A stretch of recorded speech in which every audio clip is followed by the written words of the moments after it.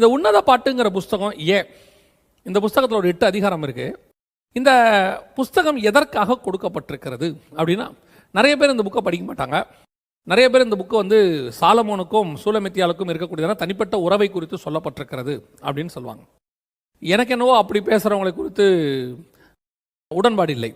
காரணம் என்னென்னா, இது வந்து வேதம், பைபிளில் வந்து அப்படி தனிப்பட்ட மனுஷனுடைய உறவுகளுக்கெல்லாம் இம்பார்ட்டன்ஸ் கொடுத்தலாம் இதில் இருக்காது. இதுக்கு பின்னாடி உன்னதமான காரியம் ஏதோ ஒன்று இருக்குது. அதனால தான் இதுக்கு பேர் உன்னத பாட்டு. அதை விட ரொம்ப விசேஷம் இந்த புக்கு அமைக்கப்பட்ட விதம். எதுக்கு அப்புறம் இது வருதுன்னு பாருங்க. பிரசங்கிக்கு அப்புறம் வருது. அதனுடைய அர்த்தம் என்ன அப்படின்னா, பிரசங்கி உலகம் எல்லாம் மாயைன்னு சொல்கிறான். உலகம் எல்லாம் மாயைன்னு தெரிஞ்சாதான் இந்த உன்னதமான அன்பு உங்களுக்கு தெரியும். இது உள்ள தேவனுக்கும் புறஜாதி சபைக்கும் நமக்கும் இருக்கக்கூடியதான மணவாட்டி சபைக்கும் இருக்கக்கூடியதான உறவு, அதோடைய ப்ராஃபசி, தீர்க்க தரிசனம், அதை பற்றின எல்லா விஷயமும் இதுக்குள்ள இருக்கு. ஸோ இந்த சூலமித்தியால் அல்லது இந்த சீயோன் குமாரத்தி என்பது யாரை குறிக்கிறது அப்படின்னு கேட்டீங்கன்னு சொன்னால், இது முழுக்க முழுக்க புதிய ஏற்பாட்டு சபை நம்மை குறித்து சொல்லப்பட்டிருக்கிறது. இதுக்கு பின்னாடி நிறைய விஷயங்கள் இருக்கு. நீங்கள் இதில் நினைக்கிற எதெல்லாம் என்ன இப்படி இருக்குது அப்படின்னு நினைக்கிறேன், அது எல்லாத்துக்கும் பின்னாடியும் பயங்கரமான ஸ்பிரிச்சுவல் தாட் இருக்கும். இதெல்லாம் படிக்கணுமா, சின்ன பசங்க படிக்க முடியுமா அப்படின்லாம் சிலர் கேட்பாங்க. அதுக்கு பின்னாடியெல்லாம் பயங்கரமான ஸ்பிரிச்சுவல் தாட் ஒன்று இருக்கும். அந்த உன்னதமான தாட் இல்லாதவங்களுக்கு தான் இந்த மாம்சமான தாட்டு வெளிப்படும். ஸோ நான் அதை எப்படி தான் பார்க்குறேன் இந்த உன்னத பாட்டை. விசேஷமாக இந்த உன்னத பாட்டில் கடைசி கால திருச்சபையை குறித்து சில விஷயங்கள் இருக்குது. குறிப்பாக 5ஆம் அதிகாரத்தில் ஆண்டவர் சபையை அழைத்து கொண்டு போவதற்காக வருகிறார். மணவாட்டியை அழைத்து கொண்டு போக மணவாளன் வருகிறார். கதவை தட்டுகிற என் நேசரின் சத்தத்தை நான் கேட்டேன் அப்படின்னு. நம்ம எல்லாருக்கும் தெரியும், வெளிப்படுத்தின விசேஷம் 3ஆம் அதிகாரத்தில் இயேசுவே சொல்றாரு, இதோ நான் வாசப்படியில் நின்று கதவை தட்டுகிறேன் அப்படின்னு சொல்றாரு. ஸோ சபைக்கு அங்கே கதவை தட்டுற ஆண்டவர், இங்கே நேசர் கதவை தட்டுறார், உள்ள மணவாட்டி இருக்கிறார். இப்போ இந்த மணவாட்டியினுடைய குணாதிசயங்கள் என்ன? மீண்டும் வந்து மணவாளன் தட்டுகிறார். இதில் நல்லா கவனிச்சு பார்த்தீங்கன்னா, இப்போ இவர் வந்து கதவை தட்டுறாரு, மணவாட்டி திறக்கலை, போயிட்டாரு. இப்போ மணவாட்டி திருப்பி ஓடுறா, கதவை தட்டுது. அந்த நேசத்தை நினைச்சு ஓடும் போது வழியில் உள்ள காவலர்கள் அவளை பிடிச்சு அடிக்கிறாங்க, வஸ்திரத்தை உறிஞ்சு போர்வை எடுத்துக்கிறாங்க. திருப்பி மணவாளன் போய் அவள் ஜாயின் பண்றா. இதுதான் இங்கே உள்ள கான்செப்ட். இதைத்தான் நம்ம சொல்லிட்டு இருக்கிறோம். மணவாளன் வந்து கூப்பிடுகிற காலம், ரகசிய வருகை, சபை எடுத்துக்கொள்ளப்படுதல். இது முடிந்து அதில் போகாத சபை, மணவாட்டி சபை, அதில் போகாத சபை அடுத்து உபத்திரவ காலத்துக்குள்ளே கடந்து போகும். உபத்திரவப்பட்டு நிர்வாணமாக்கப்படும். அதற்கு பிறகு கடைசியாக மணவாட்டி மணவாளனோடு போய் சேருவாள். கைவிடப்படுகிற சபையில் கொஞ்சம் பேர் அவரோடு கூட போய் சேருவார்கள். அப்பொழுது அது முழுமையான சபையாக மாறும். இங்கே அதான் அங்கே கொடுக்கப்பட்டிருக்கிறது. இதில் சபையினுடைய நிலைமை என்ன அப்படிங்கிறதா ஃபர்ஸ்ட் பாயிண்ட். இன்னைக்கு நம்ம ஒரு மணவாட்டியோடைய 4 வகையான சுபாவத்தை நம்ம பார்க்க போகிறோம், அல்லது 4 வகையான குணாதிசயம். இன்னைக்கு அதுதான் சபை இருக்கிற நிலைமை. உலகளாவிய, நான் சொல்றது வேர்ல்டு வைடு சபைகளுடைய நிலைமை என்ன? முதலாவது, உன்னத பாட்டின் புஸ்தகம் 5ஆம் அதிகாரம் 2-3 வசனத்தில் வசனம் சொல்லுது, நான் படுத்து விட்டேன் அப்படின்னு இருக்கு. சபை படுத்து விட்ட நிலைமையில் இருக்கிறது. வஸ்திரத்தை கலைந்து போட்டேன் அப்படின்னு இருக்கு. இந்த வஸ்திரம் என்பது எதை குறிக்கிறது? நம்ம எல்லாருக்கும் தெரியும். ஏசாயா புஸ்தகம் 61ஆம் அதிகாரம் 10வது வசனத்தில் ரட்சிப்பின் வஸ்திரம் அப்படின்னு இருக்கு. இந்த வஸ்திரம் ரட்சிப்பு. தேவன் இந்த ரட்சிப்பின் வஸ்திரத்தை நம்ம மேல் போட்டார். இந்த ரட்சிப்பின் வஸ்திரத்தை முதல்ல ஆண்டவர் யாருக்கு போட்டார்னு பார்த்தீங்கன்னு சொன்னா, எசேக்கியேல் புஸ்தகம் 16ஆம் அதிகாரத்தில் இஸ்ரவேல் சபைக்கு போட்டார். நீ வழியில் கிடந்தாய், ரத்தத்தில் கிடந்தாய், மிதிக்கப்படத்தக்காக இருந்தார், உன்னை எல்லோரும் கடந்து போனார்கள், நானோ உன்னிடத்தில் வந்து உன்மேல் உன் நிர்வாணம் காணாதபடிக்கு என் வஸ்திரத்தை போட்டேன் அப்படின்னு ஆண்டவர் சொல்றார். ஸோ வஸ்திரம் என்பது நம்முடைய நிர்வாணம் காணாதபடிக்கு மறைக்கப்படுகிறது. இது மணவாளனாகிய தேவன் மணவாட்டியின் மேல் போடுகிறதான வஸ்திரம். முதல்ல மணவாட்டி நிர்வாணமானாள். ஏவாள் பழம் சாப்பிட்டனால, பாவம் செஞ்சதுனால அவள் நிர்வாணம் தெரிந்தது. அப்பொழுது அத்தி இலையினாலே ஒரு ஆடையை தைத்து ஆதாம் போட்டார், முதலாம் ஆதாம். அந்த வஸ்திரம் நிலையானது அல்ல என்று தேவன் என்ன செய்யறாரு? ஆட்டுத்தோல் அல்லது ஒரு மிருகத்தின் தோலினாலே ஒரு வஸ்திரம் செய்து போடுகிறார். மூன்றாவதாக தன்னுடைய வஸ்திரத்தையே போடுகிறார். எசேக்கியேல் 16. முதல் வஸ்திரம் அத்தி இலை, 2வது வஸ்திரம் மிருகத்தின் தோல், 3வது வஸ்திரம் தேவனுடைய வஸ்திரம். இது 3த்துக்கும் 3 ஞானார்த்தம் உண்டு. இப்ப தேவன் கொடுத்த வஸ்திரத்தை அவ சொல்ற, என் வஸ்திரத்தை கழற்றி போட்டேன், நான் எப்படி அதை திரும்பவும் உடுப்பேன்? இந்த திருச்சபைக்கு ஆண்டவர், அதுவும் புதிய ஏற்பாட்டு திருச்சபைக்கு கர்த்தர் மகிமையான வஸ்திரத்தை கொடுத்தார். இது வரைக்கும் உலகத்தை பொறுத்த வரைக்கும் 6000 வருஷம். இந்த 6000 வருஷத்தை 2000 வருஷமாக நம்ம பிரிக்கணும். எப்பத்துலேருந்து எப்போ வரைக்கும்? ஆதாமிலிருந்து ஜலப்பிரளயம் வரைக்கும். அதாவது இன்னும் சொல்ல போனால் ஆபிரகாமுக்கு முன்னாடி வரைக்கும் 2000 வருஷம். இந்த 2000 வருஷம் இருந்த பிரமாணம் என்னன்னு கேட்டிங்கன்னா மனசாட்சி பிரமாணம், சுயநீதி. நீ பாவம் செஞ்சியா, அவன் பாவம் செஞ்சியான்னு ஒத்துக்கிட்டா முடிஞ்சிருச்சு, அவ்வளோதான். அவனுக்கு பிரமாணம் வேற கிடையவே கிடையாது. அதனால தான் ஆண்டவர் சொல்றார், ஆதாம் என் உடன்படிக்கையை மீறினான். இப்போ ஆபிரகாம்ல இருந்து இயேசு வரைக்கும் 2000 வருஷம், அது நியாயப்பிரமாண காலம். இப்போ இயேசுல இருந்து நம்ம காலம் வரைக்கும் 2000 வருஷம், இது கிருபையின் பிரமாண காலம். இந்த 3 பிரமாணமும் 3 வஸ்திரம் ரட்சிப்புக்காக. ஆண்டவர் ஃபர்ஸ்ட் சுயநீதி, தனக்குத்தானே ஒரு வஸ்திரத்தை மனுஷன் போட்டுக்கொண்டான், அதான் அத்தி இலை. அது எப்படிப்பட்டது? வெயில் ஏற ஏற காய்ந்து போகும். ஆனால் இது முதலாவது. இரண்டாவது, அவர் மிருகத்தின் ஆடையை தைத்து போட்டார். இது 2வது பிரமாணம். இதுதான் நியாய பிரமாணம், பலிகளினாலே வருகிறது. ஒரு மிருகத்தை அடித்து அதன் மூலமாக ஒரு மறைவு, அதன் மூலமாக பாவத்தை மறைக்கப்பட்டது. அதனால தான் ஆசாரிப்பு கூடாரத்தை தபசு தோலினாலும் ஒரு ரத்தம் தீர்ந்த ஆட்டுக்கடாவின் தோலினாலும் மூட வேண்டும் அப்படின்னார். அதான் நியாயப்பிரமாணம். இப்போ 3வது, தன்னுடைய வஸ்திரத்தை அவர் போட்டார். இது நமக்கு கொடுக்கப்பட்டிருக்கிற சுயாதீன பிரமாணம். அதாவது என்ன சொல்லணும்னா, புதிய ஏற்பாட்டு இயேசு சிலுவையிலே தொங்கி தன் வஸ்திரத்தை கொடுத்து நம்ம மேல போட்டிருக்கிறார். அந்த வஸ்திரத்தை அவர்கள் பங்கிட்டு கொண்டார்கள், அவங்க எடுத்துக்கிட்டாங்க. இப்போ இயேசுவின் வஸ்திரம் ரோமர் கையில், புறஜாதியார் கைக்கு வந்து சேர்ந்துருச்சு. அது யார் போட்ட வஸ்திரம்? இஸ்ரவேலர் போட்ட வஸ்திரத்தை, இயேசுவின் வஸ்திரத்தை இவங்க எடுத்துக்கிட்டாங்க, புறஜாதியார் எடுத்துக்கிட்டாங்க. இப்போ அந்த வஸ்திரம் புறஜாதியார் கையில் இருக்கு. அதான் என் வஸ்திரத்தை நான் போட்டேன். ஸோ இப்போ இந்த வஸ்திரத்தை தான் மணவாட்டி சொல்றா, களைந்து போட்டேன், நான் எப்படி அதை உடுத்துவேன்? கர்த்தர் திருச்சபைக்கு வஸ்திரத்தை கொடுத்தால் அவளுக்கு அந்த வஸ்திரம் பிடிக்கவில்லை, அல்லது அந்த வஸ்திரம் அவளுக்கு பாரமாயிருக்கிறது. அந்த வஸ்திரத்தை அவள் களைத்து ஓரமாக வைத்திருக்கிறாள். ஏன்? வஸ்திரம் இல்லாமல் இருக்கிறது நல்லா இருக்கியா? அதான் திருச்சபையினுடைய இன்னைக்கு நிலைமை. இந்த சுயாதீன பிரமாணம்னு ஒன்று சொல்றோமே, அதாவது கலாத்தியர் 4ஆம் அதிகாரத்தில் அவர் சொல்றாரு இல்லையா, சுயாதீன பிரமாணம்னு, புதிய ஏற்பாட்டு சபையை பற்றி. இந்த சுயாதீன பிரமாணம், நியூ டெஸ்ட்மென்ட் சர்ச் அல்லது நியூ டெஸ்ட்மென்ட் இந்த நம்ம சொல்லக்கூடிய பிரமாணம் இருக்குது, இது போட்டுக்கிறதுக்கு பாரமா இருக்குது, கஷ்டமா இருக்கு. இன்னைக்கு சபைக்கு கடினமான உபதேசமா இருக்கு. இயேசு பேசும்போதே சொல்லிட்டான், இந்த கடினமான உபதேசத்தில் யார் நிலை நிற்பார்கள்? பழைய ஏற்பாட்டில் விபச்சாரம் செஞ்சா பாவம், இங்க பார்த்தாலே பாவம். அங்கே கொலை பண்ணா பாவம், இங்க கோவப்பட்டாலே பாவம். அங்க ஆஸ்திய விடாட்டி பாவம், இங்க வச்சுக்கிட்டாலே பாவம். எல்லாம் மாறுது. பிரமாணம் பயங்கர ஸ்ட்ராங்கா இருக்கு. அவன் சொல்லிட்டான், இது முடியாதுப்பா, கஷ்டம். இப்ப இயேசு கேட்கிறாரு, நீங்களும் போய்விட மனதா இருக்கிறீர்களோ? அந்த பிரமாணத்துக்குள்ள இருக்கிற ஒரு விஷயத்தை கண்டுபிடிச்ச ஆள் யாருன்னா பேதுரு. அவர் சொல்றாரு, நாங்கள் வேறு யார் இடத்துல போவோம்? நித்திய ஜீவ வசனங்கள் உம்மிடத்துல உண்டு. இதுவரைக்கும் போட்ட வசனம் எதுலயும் ஜீவன் இல்லை. அதாவது ஆதாம் உண்டாக்குனதுல ஜீவன் இல்லை, அந்த தோல் உடைகள்ல ஜீவன் இல்லை. ஆனா இப்ப நீங்க எனக்கு வசனம் கொடுக்குறீங்களே ஒரு வஸ்திரம், இது ஜீவன் இருக்குது. இதுதான் என் நிறுவனத்தை நல்லா மறைக்கும். இப்ப இந்த மாதிரி உபதேசங்கள் கடைசி காலத்துல கடினமாக இருக்கிறது. கடினமான உபதேசத்தை கேட்க மனசு ஒத்துக்க மாட்டேங்குது. உலகத்தை வெறுக்கணும், சிலுவையை சுமக்கணும் அப்படின்னா அடப்போயா, இதெல்லாம் யார் இன்னைக்கு செய்வா? இதெல்லாம் கஷ்டம். புசித்தோம் குடித்தோம் நாளைக்கு சாவோம் என்கிற நிலைமைக்கு கொரிந்தியர்ல சொல்றாரு இல்லையா, பவுல் சொல்றாரு இல்லையா, புசித்தோம் குடித்தோம் நாளைக்கு சாவோம் என்கிற நிலைமையில நீங்க இருக்கிறீங்கன்னு. அதே நிலைமையில தான் இன்னைக்கு சபை இருக்குது.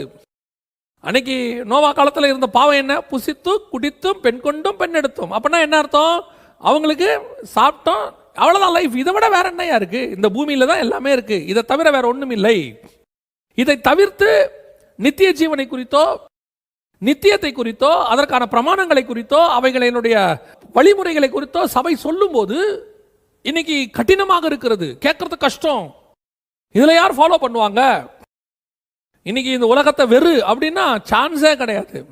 பவுல் சொல்றாரு, நான் கிறிஸ்துவை பின்பற்றுகிறது போல நீங்கள் என்னை பின்பற்றுங்கள். இன்னொரு இடத்துல சொல்றாரு, நீங்கள் பரலோகத்துக்கு வருவதற்கு உங்களுக்கு சில மாதிரிகளை நான் வைத்து விட்டு போகிறேன், சில ஆட்களை வச்சுட்டு போறேங்கிறார். அப்படின்னா நாம தான் அந்த மாதிரி ஆட்கள். அப்ப நாம யாரு? பரலோகத்துக்கு போறவங்க மட்டும் இல்ல, நம்மளை ஃபாலோ பண்ணா பரலோகத்துக்கு போகணும். இயேசு கான்ஃபிடென்ட்டா சொல்றாரு, சிலுவை எடுத்துக்கொண்டு என்னை பின்பற்றி வா. ஏன்? நித்திய ஜீவனை சுதந்திரிக்கணும். அப்ப நீ என்ன ஃபாலோ பண்ணு. இப்ப இன்னைக்கு நிலைமை என்ன? நம்மளே போவோமாங்கிறது சந்தேகம் தானே. அதான் நாங்க ஒரு கிளாஸ் எடுத்துட்டு இருக்கிறோம். இது ஆண்டவர் எங்களுக்கு விஷனா கொடுத்தாரு. வெறும் ஊழியக்காரங்களுக்கு மட்டும் எடுக்க சொன்னாரு. ஊழியக்காரங்களுக்கு மட்டும் எடுத்துக்கிட்டு இருந்தோம். அந்த கிளாஸோடைய தலைப்பு போன உடனே ஃபர்ஸ்ட் கேள்வி, நீங்கள் பரலோகத்திற்கு போவீர்களா? இதை கேட்ட உடனே நிறைய ஊழியக்காரங்க வந்து சிரிப்பாங்க, அப்படியே பயங்கரமா சிரிப்பாங்க. அது ஃபர்ஸ்ட் கிளாஸ் நாங்கள் தான் எடுப்போம். எடுத்து அந்த கேள்வியை கேட்ட உடனே பயங்கரமா சிரிப்பாங்க. ஏன் சிரிக்கிறீங்க அப்படின்னா, என்ன கேள்வி கேட்குறீங்க? நாங்களாம் எத்தனை வருஷம் ஊழியம் பண்ணிட்டு இருக்கோம் தெரியுமா? எங்களுக்கு தெரியாதா நாங்கள் பரலோகத்துக்கு போவோமா மாட்டோமான்னு அப்படின்னு சொல்லி. சரி, நான் கேட்டேன், போவீங்களா? எல்லாரும் கை தூக்குவாங்க. போவோம், கான்ஃபிடென்ட், வெரி குட். அந்த பாடத்தை பாதி எடுத்து முடிப்போம், 1.5 மணி நேரம். அந்த பாடம் பாதி எடுத்து முடிக்கும் போது, இப்போ சொல்லுங்க, உங்களில் யார் பரலோகத்துக்கு போவீங்க அப்படின்னு கேட்டால் ஒரு கை கூட எழுந்திருக்காது, ஒரே ஒரு கை கூட. மீதி பாடத்தை எடுத்து முடிக்கும் போது நீங்கள் பரலோகத்துக்கு போவீங்களா அப்படின்னு கேட்டால் அதில் குறைஞ்சபட்சம் ஒரு 50% ஊழியக்காரங்களாவது அழுதுட்டு உட்காந்துருப்பாங்க. நாங்கள் தப்பான ரூட்டில் போயிட்டு இருக்கிறோமே அப்படின்னு. உண்மை. இன்னைக்கு இயேசு வரும்போது அன்னைக்கு உள்ள ஆசாரியர்கள், அன்னைக்கு உள்ள வேதபாரகர்கள், நியாயாஸ்திரிகள் அத்தனை பேருமே இந்த வேதத்தை வைத்துக் கொண்டு தான் ஃபாலோ பண்ணிக்கிட்டு இருக்கிறாங்க, ஜனங்களையே நடத்திக்கிட்டு இருக்கிறாங்க. ஆனா இயேசு சொல்றாரு, குருடர்களுக்கு நீங்கள் குருடராக இருக்கிறீர்கள், பாதை காட்டுகிற குருடர்களை போல இருக்கிறீர்கள். இன்னைக்கு அதே நிலைமை தான். சபை பாரமான எதையும் ஏற்றுக்கொள்ள தயாராக இல்லை. வஸ்திரம் பாரமா இருக்கு. வஸ்திரம் என்ன? பிரமாணம் பாரமா இருக்கு, வசனம் பாரமா இருக்கு, இங்க சொல்லி கொடுக்கிற விஷயம் பாரமா இருக்கு, கேட்கறதுக்கு கஷ்டமா இருக்கு. யார் கேட்பா? யார் நிலை நிற்க கூடும்? இன்னைக்கு இப்படி ஆனதுனால இன்னைக்கு நடத்துறவங்க எப்படி ஆயிட்டாங்க? சபை நடத்துறவங்க, I'm not talking only about the pastors, I'm also talking about the servant of God who and all working under the church, even evangelist, prophets, apostles, even everybody. நிறைய பேர் தப்பா எடுத்துக்கிறாங்க, நான் என்ன மெய்ப்பர்களை மட்டும் கார்னர் பண்றதாக. ஒரு சபைக்கு 5 ஊழியர்களும் தேவை. இந்த 5 வகையான ஊழியர்களுடைய என்ன விதத்தில் நமக்கு அது ஆண்டவர் கொடுத்துருக்கிறாருன்னா, அந்த மணவாட்டி சபையை மணவாளனுக்கு ஏற்ற மாதிரி மாற்றி கொண்டு போய் கொடுக்கறது. எஸ்தரை உருவாக்கி அவளை கொண்டு போய் ராஜாவுடைய அகாஸ்வர ராஜா கையில் கொண்டு போய் ஒப்படைக்கணும், அவனுக்கு பிரிய இருக்கிற மாதிரி மாற்றணும். இந்த எஸ்தர் யாரு? யூத குலத்திலிருந்து வந்தவ. இவன் யாரு? பெர்ஷியா அதிபதி. பெர்ஷியா அதிபதியினுடைய குணாதிசயத்துக்கு ஏற்ற மாதிரி யூத குணாதிசயத்தில் இருக்கிற மணவாட்டியை மாற்றணும். இதுதான் நான் இந்த பூமிக்குரிய மணவாட்டி, என்னை மாத்தி பரலோகத்துக்குரிய மணவாட்டியை கொண்டு போய் ஒப்படைக்கிற வேலை நம்ம 5 பேர் கையில் இருக்கு. அப்ப இந்த 5 பேரும் சேர்ந்து அவளை அலங்காரம் பண்ணணும், அலங்காரம் பண்ணி அவளை ரெடி பண்ணி கொண்டு போய் ஒப்படைக்கணும். ஆனா இன்னைக்கு என்ன நடக்குது? அவளை அலங்காரம் பண்றதுக்கு பதிலா அவ எதெல்லாம் வேணாங்கிறாலோ அவளுக்கு ஏத்த மாதிரி ஊழியக்காரங்க மாறிட்டு இருக்கிறோம். சபைக்கு ஏத்த மாதிரி ஊழியர்கள் மாறுறோம், கிரௌடுக்கு ஏத்த மாதிரி ஊழியக்காரங்க மாறுறாங்க. ஒவ்வொருத்தரும் மாறி இப்ப என்ன சொல்லிட்டு இருக்கிறாங்க? இன்னைக்கு வந்து இந்த நம்ம கடினமான உபதேசங்களை சொன்னா கேட்க மாட்டாங்க, ஜனங்க கேட்க மாட்டாங்க, ஜனங்களுக்கு அது கஷ்டம். ஒரு சில ஊழியர்கள்லாம் பகிரங்கமாவே பிரசங்கம் பண்றாங்க. என்ன பிரசங்கம் பண்றாங்க? எதுக்குங்க இப்படிப்பட்ட காரியங்கள்லாம் சொல்லணும்? அதாவது 3 காரியங்களை வந்து பேசுறத தவிர்க்கிறாங்க. 3 காரியங்களை. ஒன்று, பாவத்தை குறித்து, நீ பாவி, நீ பாவம் செஞ்சா பரலோகத்துக்கு போக முடியாது அப்படிங்கிறத தவிர்க்கிறாங்க. 2வது நீதி, அதாவது ஞானஸ்நானத்தை குறித்து. நீங்க எந்த எவாஞ்சலிஸ்டை எடுத்து பாருங்க, எவாஞ்சலிஸ்டோடைய வேலை எங்க வந்து முடியுது? பிலிப்புங்கிற எவாஞ்சலிஸ்ட் எடுத்துக்கோங்க. அந்த காந்தாக மந்திரியை ஞானஸ்நானம் கொடுக்கிற வரைக்கும் நடத்துறது யாருடைய வேலை? எவாஞ்சலிஸ்டோடைய வேலை. ஆனா இன்னைக்கு எந்த எவாஞ்சலிஸ்ட் ஞானஸ்நானத்தை குறித்து பேசுறாரு? ஞானஸ்நானத்தை பத்தி பேசினா டினாமினேஷனை பகைக்க வேண்டி வருமே. ஏன்னா அவங்க வேற ஞானஸ்நானம் வச்சிருக்காங்க, இவங்க வேற ஞானஸ்நானம் வச்சிருக்காங்க, இவங்க வேற ஞானஸ்நானம், ஒவ்வொருத்தரும் ஒவ்வொரு விதமா இருக்கிறாங்க. சொல்ற எவாஞ்சலிஸ்டுக்கு நல்லா தெரியும் இதுதான் ஞானஸ்நானம்னு. ஆனா சொன்ன நான் வந்து இந்த டினாமினேஷனை பகைச்சிப்பேன், அந்த டினாமினேஷனை பகைச்சிக்கிட்டா அங்கிருந்து வரக்கூடிய காணிக்கையை பகைச்சிப்பேன். அதனால சத்தியத்தை மறைக்கிறவனுக்கு ஐயோ. இன்னைக்கு அதான் நடந்துட்டு இருக்குது. எந்த எவாஞ்சலிஸ்ட் உங்களை சபைக்கு போகணும் சொல்றாரு சொல்லுங்க? ரட்சிக்கப்பட்டவர்களை கர்த்தர் அனுதினமும் சபையிலே சேர்த்தார்னு 2ஆம் அதிகாரம் அப்போஸ்தலர் நடபடிகள் சொல்லுது. எந்த எவாஞ்சலிஸ்ட் சபைக்கு போன்னு சொல்லி நீங்க பிரசங்கம் பண்றாரு? ரட்சிக்கப்பட்டாச்சா? அதுவும் ரட்சிப்பின் உபதேசம் கூட கிடையாது. இன்னைக்கு மேக்சிமம் ரட்சிப்பின் உபதேசமே கிடையாது. பாவத்தை பத்தினதான செய்தியும் கிடையாது, நீதியை பத்தின செய்தியும் கிடையாது, நியாய தீர்ப்பு பத்தின செய்தியும் கிடையாது. நியாய தீர்ப்பு பத்தி சொன்னா ஏன் ஜனங்களை பயமுறுத்தணும்? எதுக்கு ஜனங்களை போட்டு நம்ம கஷ்டப்படுத்தணும்? ஜனங்க சந்தோஷமா சபைக்கு வந்து சந்தோஷமா போகணும். என்னையா செய்யணும்? ஜனங்களை நல்ல ஜாலியா என்டர்டைன் பண்ணுங்க, ஆட வைங்க, பாட வைங்க, நல்லா அவங்கள போட்டு உன்னை வாழாக்காமல் தலையாக்குவார், உன்னை அப்படி ஆக்குவார், இப்படி ஆக்குவார், நீ பணக்காரனாவ, கோடீஸ்வரனாவ, அடுத்த வருஷம் வீடு கட்டுவ, இந்த வருஷம் வெளிநாட்டுக்கு போவ, அடுத்த வருஷம் அங்க இருப்ப இங்க இருப்பேன்னு சொல்லி என்டர்டைன் பண்ணு. அவன் சரீரத்துக்கு தேவையான உணர்ச்சி பூர்வமான செய்தியை கொடுத்து அனுப்பி விட்டுரு. உணர்வு பூர்வமான செய்தி எங்கே? இப்படி கடைசி 30 வருஷத்தை வீணடித்தாச்சு. அதனுடைய விளைவு இன்னைக்கு என்ன? பாரமானதை தனக்கு மேல போட்டிருக்கிற வஸ்திரமே பாரமா நினைக்கிறா மனவாட்டி. வஸ்திரத்தை கலைந்து போட்டேன். அவ எவ்வளவு தைரியமா சொல்ற பாருங்க. வெளியே மணவாள நிக்கிறாரியா? நீங்க லிட்டரலா கூட எடுத்துக்கோங்க, சாலமோனே நிக்கிறாருன்னு வச்சுக்கோங்க, உள்ள இருக்கிறவ சூலமித்தியால்னே வச்சுக்கோங்க. ஒரு ராஜா வந்து நிக்கும் போது எப்படி ஒரு சூலமித்தியால் ஆடு மேய்க்கிறவ இந்த தைரியமா சொல்ல முடியும்? ஓ, வஸ்திரத்தை கலைஞ்சு போட்டிருக்கிறேன், வாசல்ல ராஜா நிக்கிறாரியா? அந்த தைரியம் தான் இன்னைக்கு சபைக்கு தேவன் மேல இருக்குது. வெளியே நிக்கிறவர் யாரு? சர்வ வல்லமையுள்ள தேவன். அவர் சொல்றாரு, வாசப்படியில் நின்று நான் கதவை தட்டுகிறேன். வாசப்படியில் நின்று கதவை தட்டிட்டு இருக்கிறார். ஆனா சபை வஸ்திரத்தை கலைஞ்சு போட்டு படுத்து கிடக்கு. துணிகரம். கடினமான உபதேசத்தை சொல்றதுக்கு கேட்கறதுக்கு ஒரு கூட்டம் இன்னைக்கு தயாரா இல்ல, சொல்றதுக்கு ஒரு கூட்டம் தயாராக இல்ல. இல்ல இப்படிலாம் சொன்னா ஜனங்களை நம்பி ஊழியத்துக்கு வந்தீங்களா? தேவனை நம்பி ஊழியத்துக்கு வந்தீங்களா? இந்த ஜனங்க உங்களை பரலோகத்துக்கு கூட்டிட்டு போவாங்களா? தேவன் உங்களை பரலோகத்துக்கு கூட்டிட்டு போவாரா? யாருக்கு ஊழியம் பண்ண வந்தீங்க? பணத்துக்கு ஊழியம் பண்ண வந்தீங்களா? உலகத்துக்கு ஊழியம் பண்ண வந்தீங்களா? புகழுக்கு ஊழியம் பண்ண வந்தீங்களா? இல்ல பரலோகத்துக்கு ஊழியம் பண்ண வந்தீங்களா? கர்த்தர் தெய்வமானால் கர்த்தரிடத்துல வாங்கள், பாகால் தெய்வமானால் பாகால் இடத்துல போங்கள். 2 எஜமானுக்கு உங்களால் வேலை செய்ய முடியாது. ஊழியத்துக்கு ஒப்பு கொடுத்து வந்திருக்கிற, ஊழியம் செய்ய வேண்டும் என்று இருக்கிறவங்களுக்கு சொல்றேன், வைராக்கியம் இருக்கணும், கர்த்தருக்கேற்ற வைராக்கியம் இருக்கணும், சத்தியத்துல நிக்கணும், சத்தியத்தை போதிக்கிறதுக்கு ஒரு நாளும் தயங்கக்கூடாது, சத்தியத்தை சத்தியமா சொல்லணும். முடியலையா புல்பிட்டை விட்டு கீழே இறங்கிடணும். ஏன் தெரியுமா? புல்பிட்டை விட்டு நீ கீழே இறங்கிட்டீன்னா உன் அளவோட பாதிப்பு போயிடும். ஆனா மேல இருந்து சத்தியத்தை நீ மாத்திட்ட, ஒரு கூட்டத்தையே நரகத்துக்கு கூட்டு போயிடுவ. ஒரு கூட்டத்தை கெடுக்கிறத விட நான் என் அளவுல கெட்டு போனது ஓகே, என்ன காப்பாத்திரலாம். ஆனா நான் விதைச்ச விதை, அந்த களை வளர்ந்துருச்சுன்னா அந்த கூட்டத்தை காப்பாற்ற முடியாது. இன்னைக்கு ஜனங்களை கொண்டு போய் நாசமாக்குற கள்ள போதகர்களும், கடைசி காலத்துல துணிகரமான செய்தி, இயேசுவே நரகத்துக்கு கூட்டிட்டு போற அளவுக்கு துணிகரம். அதை கேட்டு கைத்தட்டுறதுக்கு விசிலடிக்கிறதுக்கு ஒரு கூட்டம். என்ன துணிகரம்! இதெல்லாம் வஸ்திரத்தை கலைஞ்சு போட்டங்கிறதான துணிகரமான கூட்டம். கடைசி காலத்துல சபை எப்படி இருக்கணும் தெரியுமா? நல்லா கவனிச்சு கொள்ளுங்க. மணவாளன் வரும்போது வஸ்திரம் இல்லாதவனாய் இருந்தவன் அப்படின்னு இருக்கு. மணவாளன் வரும்போது வஸ்திரத்தோடு இருக்கணுமா? அதோடைய அர்த்தம் என்ன தெரியுங்களா? அதோடைய அர்த்தம் நான் அடுத்த பாயிண்ட்ல உங்களுக்கு சொல்றேன். அது ரொம்ப இம்பார்ட்டன்ட். வஸ்திரம் என்பது இன்னைக்கு சபை படுத்து கிடக்குது. எப்படி திறக்கிறது சபையை? வெளிப்படுத்த விசேஷத்தில் வாசிச்சு பாருங்களேன். அது ஆரம்பிக்கும் போது 2ஆம் அதிகாரம் 1ஆம் வசனத்துல அவர் சொல்லுவாரு, 7 பொன் குத்து விளக்குகளின் மத்தியில் உலாவுகிறவர் சொல்லுகிறதாவது. அப்படின்னா என்ன அர்த்தம்? 7 பொன் குத்து விளக்கு அப்படின்னா 7 சபை. 7 சபைகளுக்கு நடுவில் உலாவுகிறவர் சொல்லுகிறதாவது. அது 7 குத்து விளக்கும் சபைங்கிறதுக்கு அந்த 1ஆம் அதிகார கடைசி வசனத்துல விளக்கம் இருக்கு.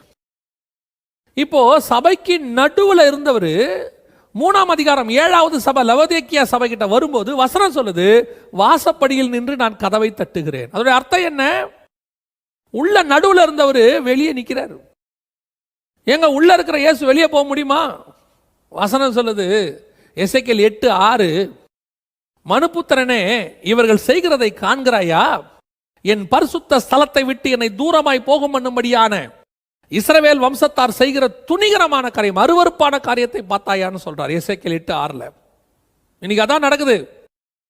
அதாவது ஆதாம் ஏவாளுக்கு கூட பரவாயில்லைங்க, நிர்வாணம்னு தெரிஞ்சோட ஓடி ஒளிச்சிட்டான் பாருங்களேன். ஆதாம் ஏவாளை பாருங்க, அத்தி இலையை போட்டுட்டான், மேல அத்தி இலையினால ஒரு ஆடையை தைச்சிட்டான். அவன் எப்படி தைச்சான்னு தெரியாது, தைச்சிட்டான்.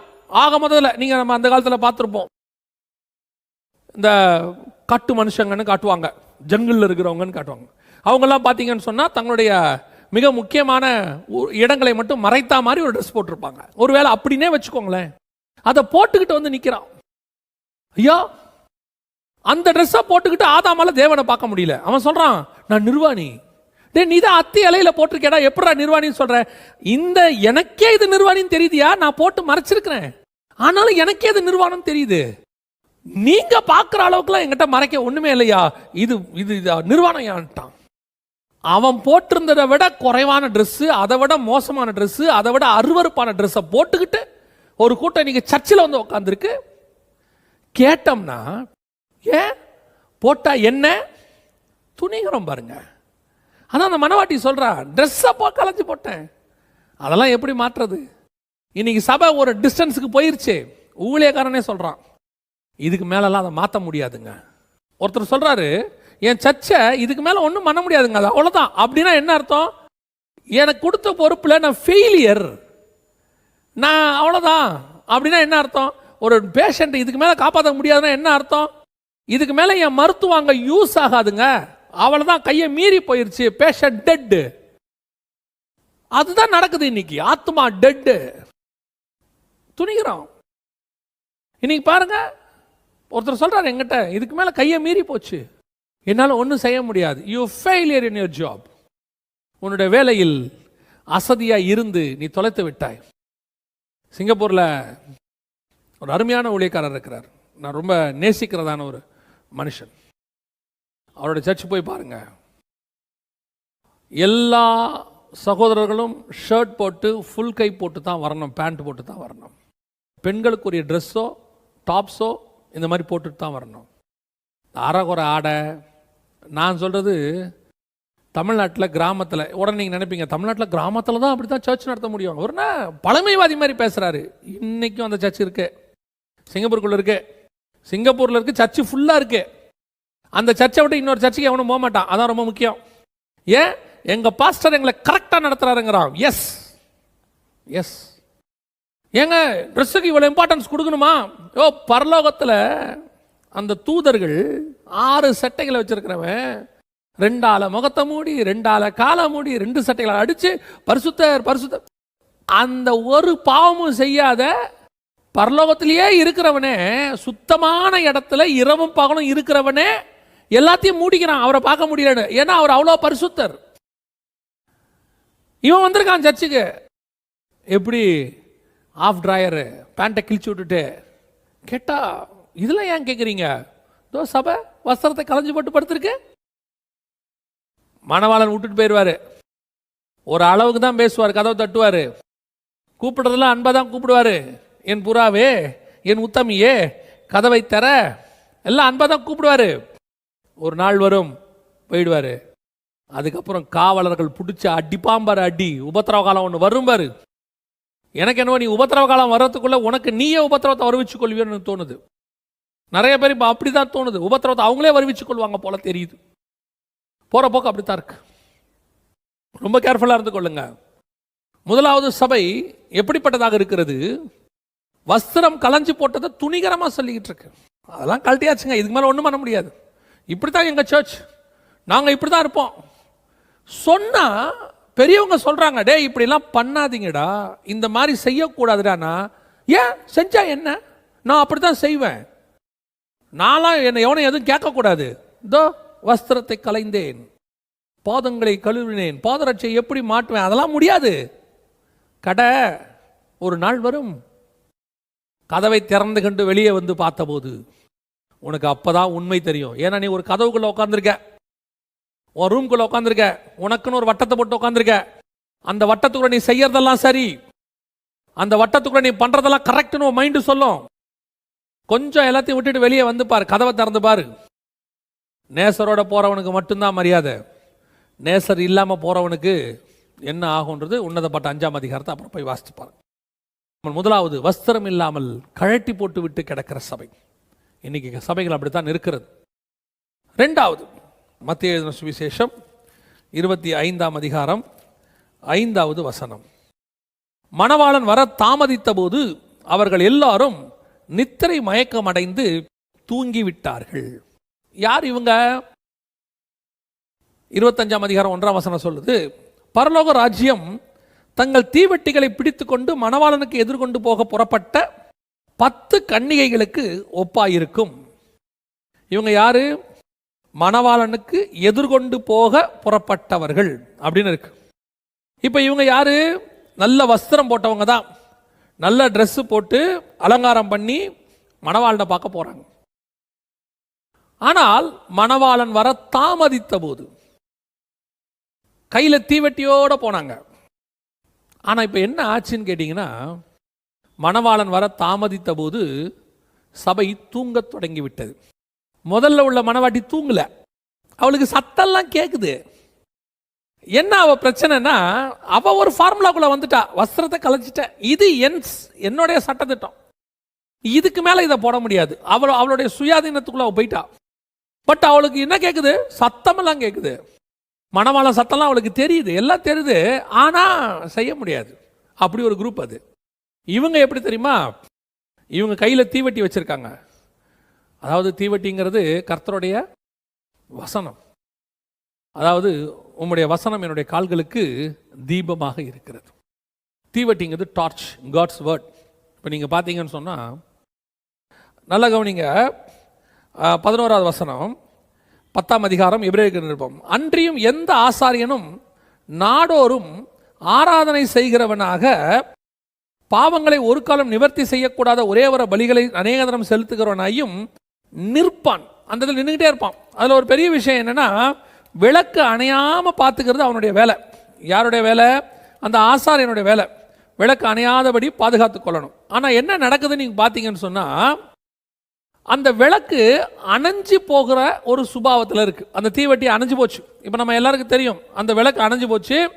விளக்கு அணைஞ்ச உடனே இவங்க என்ன பண்றாங்கன்னு கேட்டா, அந்த விளக்கை எரிய வைக்கிறதுக்கு எண்ணெய்க்கு போறாங்க. இது ஒரு மிக முக்கியமான ஒரு விஷயம். யாத்திராகமத்தின் புத்தகம் 27ஆம் அதிகாரம் 20வது வசனத்தை நான் வாசிக்கிறேன். அந்த விளக்கு அணையாதபடிக்கு, குத்து விளக்கு எப்பொழுதும் எரிந்து கொண்டிருக்கும்படி, நல்லா கவனிங்க, குத்து விளக்கு எப்பொழுதும் எரிந்து கொண்டிருக்கும்படி. லேவியராகமம் 24:2 அப்படி இருக்கு. குத்து விளக்கு எப்பொழுதும் எரிந்து கொண்டே இருக்கணும். இப்ப இந்த தீவெட்டியை பிடிச்சிட்டு போனவங்களுடைய தீவெட்டி என்ன ஆயிடுச்சுன்னு கேட்டீங்கன்னா, அணைஞ்சு போச்சு. ஏன் அணைஞ்சிருச்சு? அந்த யாத்திராகமத்தில் வாசிச்சோம் இல்லையா, அங்க என்ன வசனம் சொல்லுது? நாடோறும் பிழிந்த ஒளிவ எண்ணெய் அதுல ஊற்றப்பட்டுக்கிட்டே இருக்கணும். விளக்கு அணையணும்னா எண்ணெய் இருக்கணும். இப்போ ஆசாரிப்பு கூடாரத்துக்குள்ள நீங்க போறீங்க, அங்க போகும்போது விளக்கு இருக்குது, அந்த விளக்குல வெளிச்சம் இருக்கு. அந்த விளக்கு தான் இயேசு கிறிஸ்து. அதுல என்ன யாரு? பரிசுத்தாவினுடைய மகிமை, ஊழியக்காரனுடைய அனுபவம். ஊழியக்காரன் அங்க நாள்தோறும் நிக்கணும், அந்த பரிசுத்தாவில நிறைஞ்சவனா இருக்கணும். அவன் நிறைஞ்சிருக்கும் போது அவன் மூலமாக இயேசு பிரகாசிப்பார். அதுல சமூகத்து அப்பத்தின் மேஜையில் இருக்க அப்போஸ்தலர் உபதேசத்தை அவங்க சாப்பிடணும். அதான் அதோடைய அர்த்தம். ஆனா என்ன நடக்குது? தீவெட்டி அணைஞ்சு போச்சு. இப்ப இங்க என்ன இல்ல? வசனம் இல்ல. வசனம் இல்லாம போனதுக்கு காரணம் என்ன? எண்ணெய் இல்ல. எண்ணெய் யாரு? பரிசுத்த ஆவியானவர். அபிஷேகம் போச்சு. இன்னைக்கு சபை நல்ல அலங்காரம் பண்ணி மணவாளனை எதிர்கொண்டு போறதுக்கு ரெடியா நிக்கிற மாதிரி இருக்கு. ஆனா என்ன இருக்கணுமோ அது இல்ல. இன்னைக்கு சபைகளை பொறுத்த வரைக்கும் கடைசி காலத்துல நான் சொல்லுவேன், சபைகளுக்கு பஞ்சம் இல்லை. சபைகள்ல ஃபெசிலிட்டிஸ்க்கு பஞ்சமே கிடையாது. ஒவ்வொரு சபையும் பாத்தீங்கன்னு சொன்னா 1 மில்லியன் 2 மில்லியன் 3 மில்லியன் 5 மில்லியன் 10 மில்லியன்ல தான் நீங்க சபை நடத்துறீங்க. சொந்த கட்டடத்தை வச்சு நடத்துறவங்க அப்படிதான் நடத்துறோம். இன்னும் சொல்ல போனா நமக்கு தேவையான எல்லா ஃபெசிலிட்டிஸும் அங்க இருக்கு. The best PA system. அது மட்டும் இல்லாம இப்ப வேற ஆன்லைனா இருக்கிறதுனால everybody have their own camera facilities, media team, அப்புறம் போக்குவரத்துக்கு தேவையான வாகனங்கள், வாட் எவர் வி நீட் எல்லாமே இருக்கு இன்னைக்கு சர்ச்ல. சபையில் குறை ஒன்றும் இல்லை. 30 வருஷத்துக்கு முன்னாடி போனீங்கன்னா சபையில் ஒன்றுமே இருக்காது.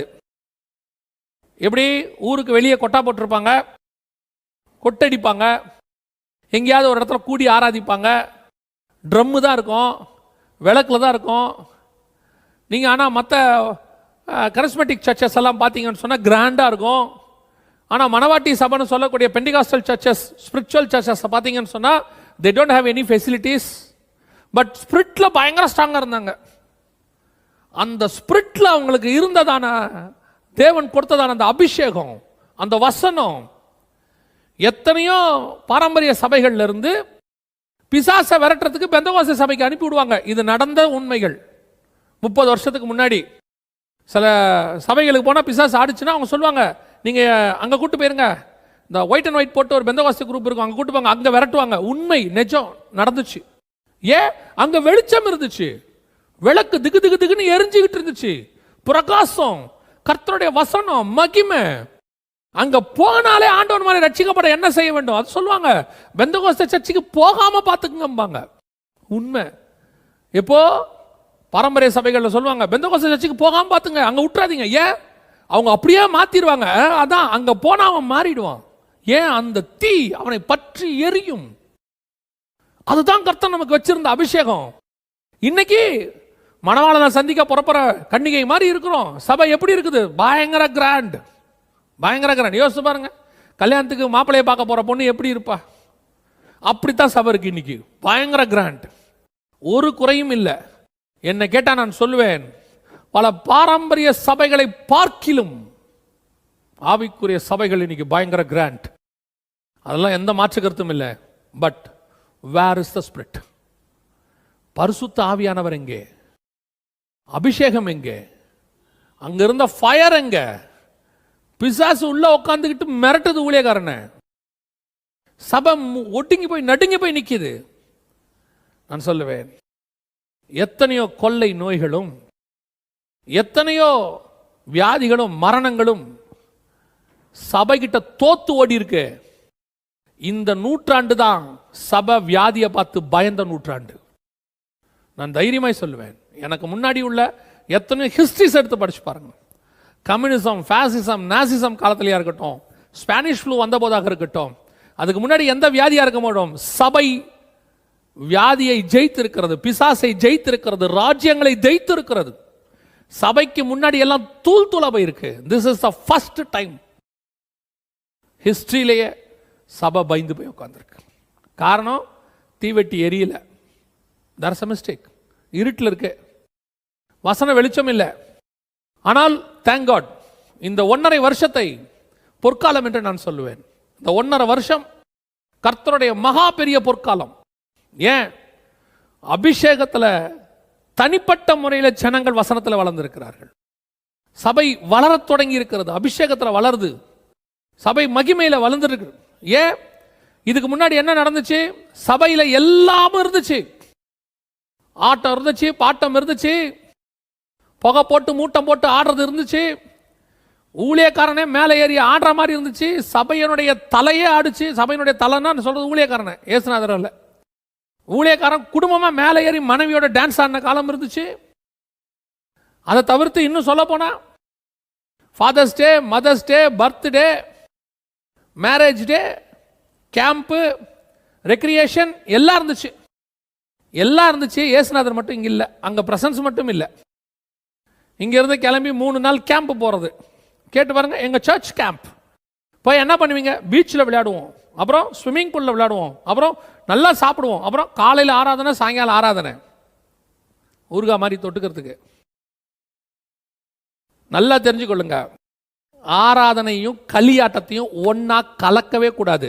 எங்கெங்கெல்லாம் களியாட்டமோ ஆராதனையும் ஒன்னா கலக்குதோ அங்கெல்லாம் ஃபெயிலியர். நீங்க பைபிள்ல எங்க வேணா எடுத்துக்கோங்க, எங்க வேணா எடுத்துக்கோங்க. எங்கெங்கெல்லாம் களியாட்டமும் ஸ்பிரிச்சுவாலிட்டியும் ஒன்னா கலக்குதோ அங்கெல்லாம் ஸ்பிரிச்சுவாலிட்டிக்கு அடி பைபிள்ல. அது சீனாய் மலைக்கு கீழேயா இருக்கட்டும், அங்க ஆரம்பிச்சு அது மிரியம் ஆடின ஆட்டமா இருக்கட்டும், தாவீது ஆடின ஆட்டமா இருக்கட்டும், எங்க வேணா பாருங்க, அதோடைய முடிவு என்னவா இருக்குன்னு மட்டும் நீங்க பாருங்க. ஏதோ ஒன்று அங்க ஒரு ஃபெயிலியர் நடந்திருக்கும். கவனிச்சு கொள்ளுங்க. சபை எப்பொழுதும் எரிகிற சபையா இருக்கணும். அதனால தான் பழைய ஏற்பாட்டில் சொன்னார் ஆண்டவர், விளக்கு எரிந்து கொண்டே இருக்கணும், விளக்கு அணையாதபடி பாதுகாத்துக்கொள்ளு அப்படின்னாரு. இன்னைக்கு சபையில் விளக்கு எரியுதா? எரிஞ்சிட்டே இருக்குதா? வசனம் என்கிறதான அனல் இருக்குதா? பரிசுத்த ஆவியினுடைய அனல் இருக்குதா? பாருங்க, 5ஆம் அதிகாரம் அப்போஸ்தலர் நடவடிக்கைகளை வாசித்து பாருங்க. வசனம் சொல்லுது, அப்போஸ்தலரை கண்டு ஜனங்கள் பயந்திருந்தார்கள். எனக்கு அந்த வசனத்தை படிக்க படிக்க எனக்கு இன்னுமே சொல்லுவேன், ஆச்சரியமா இருக்கு, ஆச்சரியமா இருக்கு. எப்படி ஆச்சரியமா இருக்கு அப்படின்னு கேட்டீங்கன்னு சொன்னா, 5ஆம் அதிகாரத்தில் 11வது வசனம், சபையார் எல்லாரும் இவைகளை கேள்விப்பட்ட மற்ற யாவருக்கும் மிகுந்த பயம் உண்டாயிற்று. அடுத்து 13வது வசனம், மற்றவர்கள் ஒருவனும் அவர்களோடு கூட சேர துணியவில்லை. எப்படி இருக்கு பாருங்க, ஜனங்களுக்கு அவங்கள கண்டாலே பயமா, ஜனங்க அவங்க கிட்டவே போறதுக்கு பயப்படுறாங்களாமா. இவங்க யாரு? அந்த ஊரை படி பார்த்தா சாதாரண மீனவர்கள், அந்த ஊர் படி பார்த்தா மீனவர்கள். ஆனா இவங்களை பார்த்தா ஒரு பயம் வருது பாருங்களேன். இது எதனால வந்த பயம்? அவன் மேல ஒரு அபிஷேகம் இருக்கு, அவங்கிட்ட வேத வசனம் இருக்கு. அவன் எழுந்திருச்சு பேச ஆரம்பிச்சானா ராஜா சொல்றான், கொஞ்சம் குறைய நீ என்ன மாத்த பார்க்கறேன்றான். அதுதான் சத்தியம், அதான் அபிஷேகம். அந்த அனல் அவனை பற்றி எரியும். இன்னைக்கு தீவட்டி அணைஞ்சு போய் என்ன இல்ல, அதை விட பெரிய கொடுமை என்ன தெரியுமா? தீவட்டி அணைஞ்சு போனதே தெரியாம இன்னைக்கு எத்தனை ஊழியர்கள், நான் தான் எப்பவும் சொல்லுவேன், எத்தனை ஊழியர்கள் ஆராதனைக்கு முன்னாடி முந்தின நாள் உட்காந்து காத்திருந்து வசனம் எடுக்கிறோம். ஒருத்தர் ஒரு நல்ல செர்மன் கொடுத்தாரு, அவர் கொடுத்துக்கிட்டே இருக்கிறாரு, ஆவியானவர் சொல்றாரு, அவர் கொடுக்கும் போதே ஆண்டவர் சொல்றாரு, இந்த மாதிரி செர்மன் இவர் கொடுக்க மாட்டாரு. எனக்கு உடனே அந்த 7 பாயிண்ட்டையும் போட்டு அந்த பாயிண்ட்ல உள்ள காரியங்களை எடுத்து அப்படி போடுறேன். அந்த செர்மன் ஒரு 20 வருஷத்துக்கு முன்னாடி ஒருத்தர் பேசின ஃபேமஸ் செர்மன். அந்த செய்தி, ஆனா நீங்க செய்தி எடுத்து பேசுறது தப்பு இல்லை, உங்க செய்தி மாதிரியே பேசுறீங்க பாருங்க. ஏன் செய்தியை எடுத்து பேசுறீங்க? முதல்ல சில நேரத்தில் சில உதாரணங்களையோ அல்லது தேவையான சில சம்பவங்களையோ எடுத்துக்கிறது வேற, அது இயல்பு. முழு செய்தியுமே நீ இன்னொருத்தங்கிட்ட எடுக்கிறேன்னா நீ என்ன பண்ணிருப்ப? நேத்து ஆராதனைக்கு முன்னாடி என்ன பண்ணுவோம்? அப்பனா உன் தீவட்டி அணைஞ்சு போச்சு இல்ல, உங்ககிட்ட அனல் இல்லைல்ல. உங்ககிட்ட அனல் இல்லாட்டி எப்படி உங்க கீழே உட்காந்துருக்கிறவன்ட்ட அனல் இருக்கும்? உங்ககிட்ட அனல் இருந்தா தானே அங்க குளிரா வரவன் அனல் பத்தி எரியும். நீ உட்காந்து காத்திருந்த பரலோகத்திலிருந்து அந்த வார்த்தையை வாங்கிட்டு வந்தீங்கன்னா உன் வாயிலிருந்து வார்த்தை தீயா தெரிக்கும். அந்த அனல் அவனை பற்றி பிடிக்கும். அதனால்தான் இயேசு பேசும்போது ஜனங்க வந்து அப்படியே அட்ராக்ட் ஆனாங்க. இயேசுநாதர் ஒரு இடத்துல பேசி இன்னொரு இடத்துக்கு பேசுறதுக்கு போறதுக்குள்ள இவன் நடந்து அந்த இடத்துக்கு வந்துடுறான், ஓடி வரான் வசனம் கேட்க. நீங்க நம்ம என்ன சொல்றோம்? ஜனங்களுக்கு துணிகிறோங்க, ஜனங்க கேட்க மாட்டாங்க. அதெல்லாம் ஜனங்க, அதனால என்ன பண்ணலாம், 45 மினிட்ஸ் எல்லாம் செய்தி ரொம்ப அதிகம். அதனால நம்ம என்ன செய்வோம், ஒரு 20 மினிட்ஸ் செர்மனை குறைச்சிருவோம். வர்ஷிப் ஒரு 1 hour பண்ணுவோம். ஏன்? வர்ஷிப்ல இவனும் ஈடுபட மாட்டான், அதுவும் ஈடுபடாது, சும்மா கண்ண மூடிட்டு நிற்கும். பாதி வர்ஷிப் முடியும் போது தான் வந்து சேரும். இப்போ வர்ஷிப்புங்கிறத இப்போ எப்படி ஆயிடுச்சுன்னு கேட்டிங்கன்னா, அவங்களுக்கு வந்துட்டு ஜாயினிங் டைம், அது லெஷர் டைம் மாதிரி அவர் வந்து ஜாயின் பண்ற என்டர்டைன்மெண்ட் டைம். வசனம் சொல்லுது, இதோ மணவாளன் வருகிறார், அவருக்கு எதிர்கொண்டு போக புறப்படுங்கள் என்ற சத்தம் உண்டாயிட்டு. ஃபர்ஸ்ட் சவுண்ட் கேட்டுச்சு பாருங்க, அவளுக்கு கதவை தட்டுற சவுண்ட் கேட்டவன அவ ஏந்திரிக்கவே இல்லை பாருங்க. அவ ட்ரெஸ்ஸே இல்லாம கிடந்தா, பேசிட்டு கிடந்தா. இவ ட்ரெஸ் எல்லாம் போட்டுக்கிட்டு இருக்கா, தீவெட்டி இல்லை, இருட்டு, இருள். ஊழியத்தில் இருள், ஆவிக்குரிய வாழ்க்கை இருள், தனிப்பட்ட வாழ்க்கை இருள், எல்லாம் இருள். இப்ப என்ன பண்ணணும்? எங்கேயாவது யாராவது எண்ணெய் கொடுத்தா போய் வாங்குவோம். போய் எண்ணெயை வாங்கிட்டு வரத்துக்குள்ள நல்லா தெரிஞ்சுக்கொள்ளுங்க, இந்த வசனத்தை பொறுத்த வரைக்கும் அவங்க வராங்க, திருப்பி கதவு அடைக்கப்பட்டது.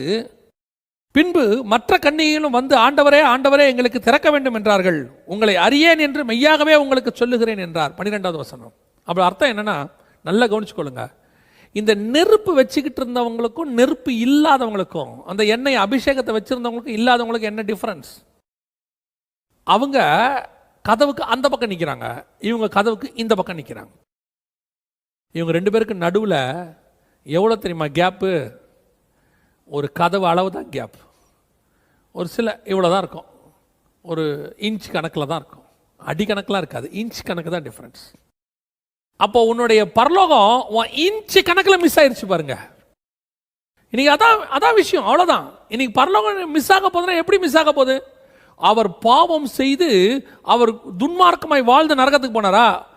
இங்க யூதாஸ் காரியத்தையா நரகத்துக்கு போனா? யூதாஸ் காரியத்தையா நரகத்துக்கு போனா? பக்கத்தில் உட்காந்துருக்கிற அப்போஸ்தலனுக்கும் இவனுக்கும் எவ்வளோ கேப் இருந்திருக்கும்? இன்ச்சு தான் கேப் இருந்திருக்கும். இவன் பொருளாசை இல்லாதவன், இவன் பொருளாசை உடையவன். ஆனால் எங்கே உட்காந்துருக்கான்? இயேசுடைய பந்தியில் உட்காந்துருக்கான். இவன் எங்கே போயிட்டான்? இருளுக்கு போயிட்டான். அவன் கேட்டின் மகனா மாறி நரகத்துக்கு போயிட்டான் பைபிள் சொல்லுது. ஆனால் இவன் நியாயத்திருக்கிறவனா பரலோகத்துக்கு வந்துட்டான், பக்கத்தில் உட்காந்துருக்கவன். இப்போ இவனுக்கும் கேப் எவ்வளோ? இன்ச்சு. ஆனால் இவனுக்கு பொருளாசை உள்ளே இருந்துச்சு, இவனுக்கு பொருளாசை உள்ளே இல்லை. அவ்வளோதான் டிஃப்ரென்ஸ். அதைத்தான் இப்பவும் சொல்கிறேன். சபைக்குள்ளே இருக்கிறதுனாலையோ ஊழியத்தில் இருக்கிறதுனாலையோ நாம் கன்ஃபார்மாக பரலோகத்துக்கு போயிடுவோம் அப்படின்னா உன் தீவட்டியை கொஞ்சம் செக் பண்ணிக்கோ. வசனம் எரிஞ்சிக்கிட்டு இருக்கான்னு பாரு. உனக்குள்ள ஆவியானவர் கொழுந்து விட்டு எரியிறாரான்னு பாரு. உனக்குள்ள இன்னும் ஜீவன் இருக்கான்னு பாரு. இன்னைக்கு நிறைய பேருக்கு அதுவே தெரியாது. ஆல்ரெடி செர்மன் டைரியில் இருக்கும், 10 டைரியில். அது அவங்களுக்கு அசட்டு மாதிரி. ஏதாவது ஒரு டைரியை திறந்து இன்னைக்கு என்ன பேசலாம் அப்படின்னு எடுத்துட்டு ஒரு 45 நிமிஷம் ஒரு 40 நிமிஷம் கதையை அடிச்சு விடுறது. இன்னைக்கு உட்காந்து வாட்ஸ்அப்புக்கு கொடுக்குற நேரம் தேவ சமூகத்துக்கு கொடுக்கறதுக்கு இல்லை பாருங்க. ஒரு தடவை வாட்ஸ்அப்பை திறந்தோம்னா மூடுறதுக்கு 20 நிமிஷம் ஆகுது மினிமம். அதுவும் காலையிலலாம் ரொம்ப நேரம் ஆகுது. சிலர்லாம் ஊழியத்தில் உட்காந்து அடுத்தவனோட பேசுறது, கம்ப்யூட்டர் நோன்றது, வாட்ஸ்அப் நோன்றதே பெரிய ஊழியம். அவர் கேட்டீங்கன்னா பிஸி ஷெட்யூல், நான் ரொம்ப பிஸியா இருக்கேன். கூட உட்காந்தோம்னா அவன் ஜெபம் பண்றதை நீங்க பார்த்துருக்கவே மாட்டீங்க. கூட உட்காந்தீங்கன்னா அவர் பைபிள் வாசிக்கிறத நீங்க பார்த்துருக்கவே மாட்டீங்க. எப்போ பாரு வாட்ஸ்அப்பு, எப்போ பாரு டிவி, எப்போ பாரு லேப்டாப்பு. கேட்டா மினிஸ்ட்ரி. நல்லா தெரிஞ்சுக்கணுங்க, அவர் பாவம் செய்யல, மினிஸ்ட்ரியில் இருக்காரு. என்ன பண்றாரு? அது இப்போ வந்துருச்சு ஜூம் மீட்டிங். எல்லாரோடையும் உட்காந்து ஜூம் மீட்டிங்கை தப்பா சொல்லல. ஜூம்லயே போனா நீ எப்ப தேவனோட போவ? ஜூம் மீட்டிங், வாட்ஸ்அப் மீட்டிங், ஊழியக்காரங்க மீட்டிங், அவரோட கமிட்டி மீட்டிங், இவரோட கமிட்டி மீட்டிங். கர்த்தர் கேட்கிறாரு, என்னை எப்படா மீட் பண்ணுவ? நீ எப்போ என் கூட உட்காந்து கொஞ்ச நேரம் பேசுவ? திடீர்னு மெசேஜ் கொடுக்குற நேரம் வந்துடும். அப்படியே கார்லையோ அல்லது புல்பீட்லேயோ ஒரு பைபிள் இருக்கும், அப்படியே திறக்கிறது. அந்த காலத்தில் லாட்ரி சீட்டு போட்ட மாதிரி ஏதோ ஒரு வசனத்தை எடுத்துக்கிட்டு அப்படியே உட்காந்து பேசுறது. கீழே இருக்கிறவனுக்கும் தெரியும் அவர் கதை அடிக்கிறாருன்னு, இவனுக்கும் தெரியும் அவன் சும்மா ஒன்றும் கேட்கலன்னு. சும்மா உட்காந்து அரை மணி நேரத்தை ஒப்பேத்திட்டு போகிறது. உன்னை நம்பி ஆண்டவர் கொடுத்துருக்கிற சபை தீவட்டி இல்லாமல் அணைந்து போயிருக்குமானால் நாளை தினத்தில் நீ எப்படி மனவாழ்வை சந்திப்பாய்? ஒவ்வொருத்தனும் பத்தி எரியணும். கர்த்தர் வரும்போது கர்த்தருக்கு முன்பாக நிற்கிறவனாய் மாறணும். கர்த்தர் அதான் எக்ஸ்பெக்ட் பண்ணுறாரு. That's very important. ஆண்டவர் நம்மகிட்ட அதிகம் எதிர்பார்க்கறது அதான். 2வது, அவள் தீவட்டி இல்லாமல் இருந்தாள், நெருப்பு இல்லாமல், எண்ணெய் இல்லாமல் அணைந்து போய் கிடக்கிற சபை. 3வது, இதை விட மோசமான ஒரு சர்ச் இருக்கு. அது என்ன தெரியுமா? வெளிப்படுத்தின விசேஷம் 3ஆம் அதிகாரம் 17வது வசனம் வாசிக்கிறேன். நீ நிர்பாக்கியம் உள்ளவனும் பரிதபிக்கப்பட்டவனும் தரித்திரனும் குருடனும் நிர்வாணியுமாய் இருக்கிறதை அறியாமல். ஃபர்ஸ்ட் உள்ளவ நான் நிர்வாணின்னு அவ ஒத்துக்கிட்டா, நான் ட்ரெஸ்ஸை களைஞ்சு போட்டிருக்கிறேன். செகண்ட் உள்ள சபை, நான் ட்ரெஸ் எல்லாம் போட்டுக்கிட்டு இருக்கேன், பட் நான் தூங்கிட்டேன், விட்டுருங்க, என்கிட்ட நெருப்பும் இல்லை எண்ணெயும் இல்லை, நான் வரத்துக்குள்ள நீங்கள் போயிட்டீங்க. இது 2வது. 3வது ஒரு சர்ச் இருக்கு. இது என்ன தெரியுமா? இது கொடுமை. தான் நிர்வாணி என்பதையே அறியாமல். இப்படி ஒரு சர்ச்சை நீங்கள் லைஃப்பில் இந்த காலத்தில் தான் பார்ப்பீங்க. இதுக்கு முன்னாடி எப்பயும் பார்த்துருக்க முடியாது. நல்லா கவனிச்சு பாருங்க. ஆதாமுக்கு தான் நிர்வாணிங்கிறது தெரியுமா தெரியாதா? நல்லா தெரியும் தான் நிர்வாணி என்பதை. இப்போ நோவாவுக்கு தன் நிர்வாணம் தெரியுமா தெரியாதா? நோவாவுக்கு தன் நிர்வாணம் தெரியாது. ஏன்? வசனம் சொல்லுது, அவன் குடித்து வெறித்திருந்தான். இப்போ நோவாவுடைய வேலை என்ன? குடித்து வெறித்திருந்தார். இப்போ நோவாவை நம்ம we don't want to be a wrong சென்ஸில் போயிடாதீங்க. நோவா குடியாரன் அப்படி போயிடாதீங்க.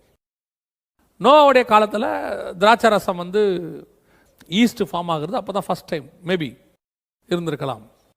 நோவா குடித்தார், வெறுத்திருந்தார், வஸ்திரம் விலகி கிடந்தார், தான் நிர்வாணி என்பதை அறியாதிருந்தார். அப்பனா நிர்வாணிங்கிறத யார் தெரியாதிருப்பான்? குடித்து வெறித்திருக்கிறவன் தான் தான் நிர்வாணி என்பதை அறியாதிருப்பான். இப்போ பாருங்க, ஆண்டவர் நோவா காலத்தினுடைய பாவமா என்ன சொல்றாரு? புசித்தும் குடித்தும் அப்படிங்கிறார். அதாவது அவங்க வெறும் சாப்பிட்டது மட்டும் இல்லை, புசித்தும் குடித்தும். இந்த புசித்தும் குடித்தும் அப்படிங்கிறதுக்கு விளக்கம் எங்க இருக்கு அப்படின்னு கேட்டீங்கன்னா, லூக்கா சுவிசேஷம் 21ஆம் அதிகாரம் 34வது வசனம். அவர் சொல்றாரு, உங்கள் இருதயம் பெருந்திண்டியினாலும், பெருந்திண்டினா புசித்து, அந்த புசித்துனா சாப்பிட்றது தப்பு இல்லை, சாப்பிட்டுக்கிட்டே இருக்கிறது தப்பு. 24 hours ரெஸ்டாரண்ட் அப்படின்னா என்னன்னா சாப்பிட்டுக்கிட்டே இருக்கலாம், எப்போ வேணாலும் சாப்பிடலாம், அதான் பெருந்திண்டி. ரெண்டாவது வெறியினாலும், அங்கே குடித்துன்னு இருக்குல்ல, இதுதான் வெறி. குடிக்கிறதுன்றதுன்னா என்ன? நார்மலி இப்போ நம்ம எல்லா சாப்பிட்ற எல்லாத்துலேயுமே ஆல்கஹால் கண்டென்ட்னு ஒன்று இருக்கு, ஜூஸ்லேயுமே இருக்கு, நீங்கள் போடுற டேப்லெட்ஸில் இருக்கு, நீங்கள் யூஸ் பண்ணுற யோகட்டில் இருக்கு, அப்புறம் நீங்கள் குடிக்கக்கூடியதான ட்ரிங்க்ஸில், சாஃப்ட் ட்ரிங்க்ஸில் இருக்கு, ஒரு ஒரு மெடிசனில் இருக்கு. மைல்டாக ஒரு ஆல்கஹால் கண்டென்ட் இல்லாமல் இருக்காது. ஆல்கஹால் கண்டென்ட் தப்பு கிடையாது, அதை பிரித்து வெறும் ஆல்கஹாலாக குடிக்கிறோம்ல, அதுதான் மிஸ்டேக். அது வந்து யோகட்டில் இருக்கும்போது நம்ம சாப்பிடும் போது அது நம்ம தப்பாக தெரியல. யோகட்டில் ஆல்கஹால் இருக்கு, கண்டென்ட் இருக்கு, நீங்கள் யூஸ் பண்ணுற மெடிசன்ஸில் இருக்கு, கண்டென்ட்டில் இருக்கு. அப்படி நம்ம அதை யூஸ் பண்ணும்போது நம்ம ஆல்கஹால், அந்த போதை வேணும்னு நம்ம சாப்பிடல. நம்ம என்ன நினைக்கிறோம்? சாப்பிட்றோம், அதில் ஆல்கஹால் உடம்புக்கு தேவை, நம்ம உடம்புக்கு ஆல்கஹாலும் தேவையில்லை, அந்த கண்டென்ட்டும் ஒரு அளவுக்கு தேவை. அதனால தான் ஆண்டவர் சாப்பாட்டுக்குள்ளேயே அதை வச்சிருக்கிறார். நான் அதை பிரித்து வெறும் ஆல்கஹாலாக குடிக்கிறேன்ல, அதான் வெறி. அதே மாதிரி தான் இந்த சபை எப்படி இருக்குது? 3ஆம் அதிகாரம், சபைக்கு ஆசீர்வாதம் என்பதை ஆண்டவர் வாக்குத்தத்தம் பண்ணி இருக்கிறார். அதுவும் சபைக்கு உண்டு, அதுவும் சபைக்கு உண்டு.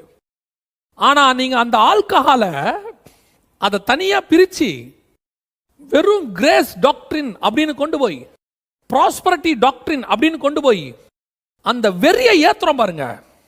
நீ கோடீஸ்வரன் ஆகியே ஆகணும், நீ பணக்காரன் ஆகணும், உலகத்திலேயே நம்பர் 1 பணக்காரன் ஆகணும், நம்பர் 1 கிரெடிட் கார்டு வாங்கிட்ட இருக்கணும், உலகத்திலேயே மிகப்பெரியதான கார் நீ வச்சிருக்கணும், ஜெட் பிளைட் வச்சிருக்கணும். தாட் ஃபுல்லா எது ஏறிடுச்சு? வெறி. இது எல்லா வெறியும் இருக்கு. இது கிரேஸ் டாக்டரின்ல பண வெறி. சபைக்குள்ள உட்கார்ந்திருப்பான் ஜாதி வெறி, சபைக்குள்ள உட்கார்ந்திருப்பான் படிப்பு வெறி, சபைக்குள்ள உட்கார்ந்திருப்பான் அந்தஸ்து வெறி, சபைக்குள்ள உட்கார்ந்திருப்பான் தன்னுடைய சுயநீதி வெறி, தன்னுடைய டினாமினேஷன் வெறி. நான்லாம் என்ன டினாமினேஷன் சார்ந்தவன் தெரியுமா? நாங்க தான் பரலோகத்தில் ஃபர்ஸ்ட் இருப்போம், நீங்கெல்லாம் வரவே மாட்டீங்கம்மா. அப்படி ஒரு குரூப் இருக்கு, அது ஒரு வெறி. ஆண்டவர் சொல்றாரு, நீ நிர்வாணி. ஏன்? இது வந்த உடனே உன்னோட ரட்சிப்பின் வஸ்திரம் போயிருச்சு. என்ன கொடுமைனா, உன் வஸ்திரம் போனதே உனக்கு தெரியல. நீ நிர்வாணி என்பதை தெரியாமல் அறியாமல் எப்படி நோவா வெறித்து படுத்து கிடந்தார். பாவம் செஞ்சிருந்த ஆதாமுக்கு கூட கண்டுபிடிச்சிட்டாங்க நான் நிர்வாணிங்கிறத.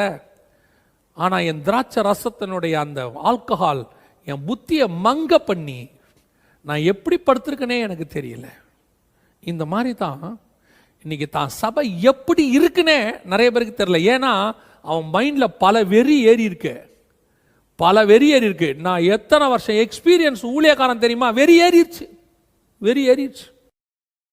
எனக்கே நீ பைபிள் பத்தி சொல்றியா? வெறி ஏறிடுச்சு. அந்த பெருமை ஏறிடுச்சு, வசன பெருமைங்கிற வெறி ஏறிடுச்சு. எங்கிட்டே நீ இதை பத்தி பேசுறியா? வெறி ஏறிடுச்சு. இப்ப என்னாச்சு?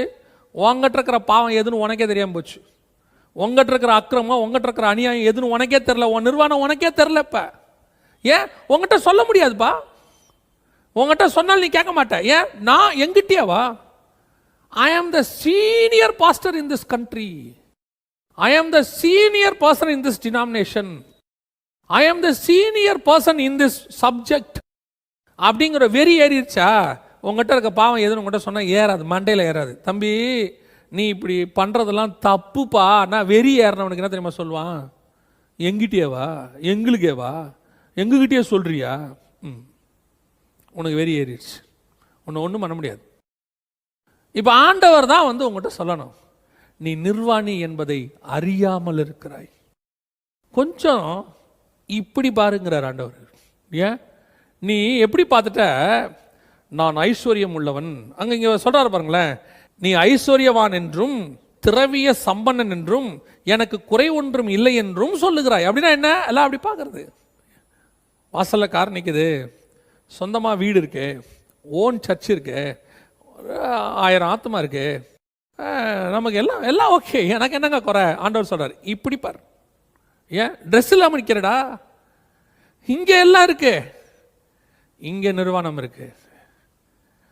Don't look other side, look your side. ஒன்று ஆராய்ந்து பண்ணிப்பார். அதான் வசனம் சொல்லுது, நம்மை நாமே நிதானித்து அறிந்தோமானால் நாம் நியாயம் தீர்க்கப்படும். இன்னைக்கு எல்லாரையும் பார்க்க தெரியுது, எல்லாரோடையும் கம்பேர் பண்ண தெரியுது. நான் ஐஸ்வர்யம் உள்ளவன். ஏன் அவனுக்கு எங்க சர்ச் எவ்வளோ பரவாயில்ல, அந்த ஊழியக்காரருக்கு நான் எவ்வளோ பரவாயில்ல, அவங்களோட பார்க்கறதுக்கு என்ன என்ன சொல்ல வரீங்க? அவரை பாருங்க, யூடியூப்ல எவ்வளோ பேர் பார்க்குறாங்க அவருக்கு ஒரு 10,000 பேர் பார்க்குறாங்களா? எனக்கு 1 மில்லியன் பார்க்குறாங்க. நான் ஆக்சுவலி எனக்கு எவ்வளோ ஃபாலோவர்ஸ் பார்த்தீங்களா? ட்விட்டரில் எவ்வளோ ஃபாலோவர்ஸ் பார்த்தீங்களா? ஃபேஸ்புக்கில் பார்த்தீங்களா? தம்பி நீ அதை பார்க்காதப்பா, இங்கே பாரு, உன் நிர்வாணத்தை பாரு. நீ குடித்து வெறுத்திருக்கிறப்பா, உனக்கு வெறி ஏறி இருக்குப்பா, பெருமை ஏறி இருக்குப்பா, அதனால் உன் வஸ்திரம் விலகி இருக்குப்பா, எல்லாருக்கும் தெரியுதுப்பா உன் நிர்வாணம். உன்னை மூட விரும்புகிறோம். அதான் ஆண்டவர் சொல்கிறாரு, வஸ்திரத்தை வாங்கிக்கொள்.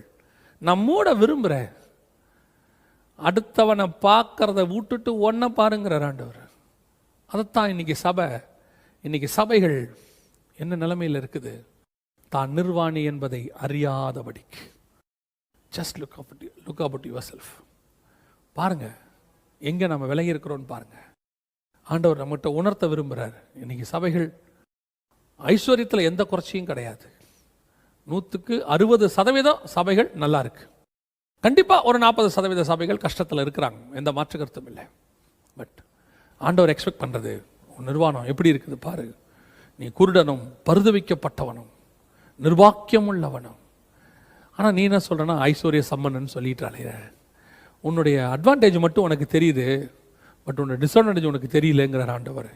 உன்னுடைய அன்ஃபார்ச்சுனேட்லி உன்னுடைய அட்வான்டேஜ் வந்து உலகத்துக்குரியது, உன்னுடைய டிஸ்அட்வான்டேஜ் பரலோகத்துக்குரியது.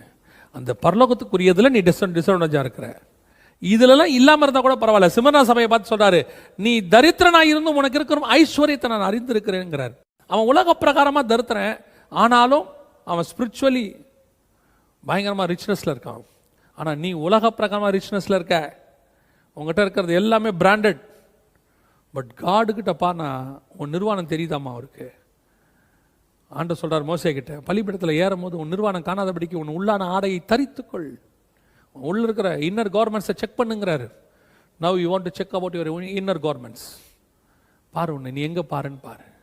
கடைசியாய் நான் ஒரு காரியத்தை சொல்லிவிட்டு, இன்னும் ஒரே ஒரு சபை இருக்கு, டைப் ஆஃப் சர்ச்சஸ். நம்ம 3 டைப் ஆஃப் சர்ச்சஸ் இந்த என் டைமில் பார்த்துட்ருக்குறோம். இன்னும் ஒரு டைப் ஆஃப் சர்ச்சஸ் இருக்குது, அதை நான் பார்த்துட்டு உங்களுக்கு சொல்லி முடிக்க விரும்புகிறேன். எசேக்கியேல் புஸ்தகம் 16ஆம் அதிகாரம் 16வது வசனத்தை நான் உங்களுக்கு வாசிக்கிறேன். உன் வஸ்திரங்களில் சிலவற்றை எடுத்து பல வருண சோடிப்பான மேடைகளை உனக்கு உண்டாக்கி அவைகளின் மேல் வேசித்தனம் பண்ணினாய். அப்படி கொத்த காரியங்கள் ஒரு காலம் சம்பவித்ததும் இல்லை, சம்பவிப்பதும் இல்லை. ஆண்டவர் என்ன பண்ணாரா, நீ வஸ்திரம் இல்லாமல் இருந்ததுனால உன்மேல் என் வஸ்திரத்தை போட்டேன் அப்படிங்கிறார். நல்ல கவனிங்க, நான் உன் அருகே கடந்து போன போது, 8வது வசனம், கடந்து போன போது இதோ உன் காலம் பருவ காலமாய் இருந்தது, அப்பொழுது என் வஸ்திரத்தை உன்மேல் விரித்து உன் நிர்வாணத்தை மூடி உனக்கு ஆணையிட்டு கொடுத்து உன்னோடு உடன்படிக்கை பண்ணினேன் என்று கர்த்தராகிய ஆண்டவர் சொல்லுகிறார். இவ்விதமாய் நீ என்னுடையவளானாய். 8வது வசனம். ஆண்டவர் சொல்றாரு, ஒரு நாள் நீ நிர்வாணத்தில் கடந்த, பாவத்தில் கடந்த, உன்னை கேட்பாரற்று கிடந்த, உன்னை கொண்டாந்து என் வஸ்திரத்தை உன் மேலே போட்டு, அதான் இயேசு சிலுவையில் போட்டது, ரட்சிப்பின் வஸ்திரம் இப்போ நம்ம மேலே போட்டார். போட்டு என்னுடையவள் ஆக்கிக்கிட்டேன், என்னுடைய மனவாட்டின்னு உன்னை ஆத்தரைஸ்டு பண்ணிட்டேன். அதான் நம்ம மனவாட்டிய சபை.